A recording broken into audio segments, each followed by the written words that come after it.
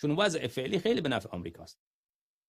وضع فعلی یک ایران شکست خورده، یک ایران ضعیف که کشورهای همسایه‌اش را تهدید میکنه اما زورش به اونا نمیرسه و این تهدید کردن ایران سبب میشه که این کشورها همگیشن مرید آمریکا بشن، تابع آمریکا بشن، با آمریکا بسیار روابط حسنه داشته باشن، از آمریکا سلاح بخرن، حرفای آمریکا را در منطقه گوش بکنن. این خیلی به نفع آمریکاست.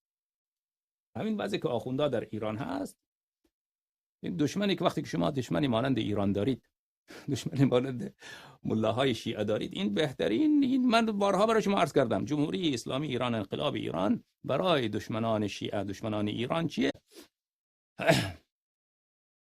انقلاب ایران یک لاتری بود، بلیت بخت آزمایی بود برای وهابیت، برای عرب ها و برای دشمنان شیعه.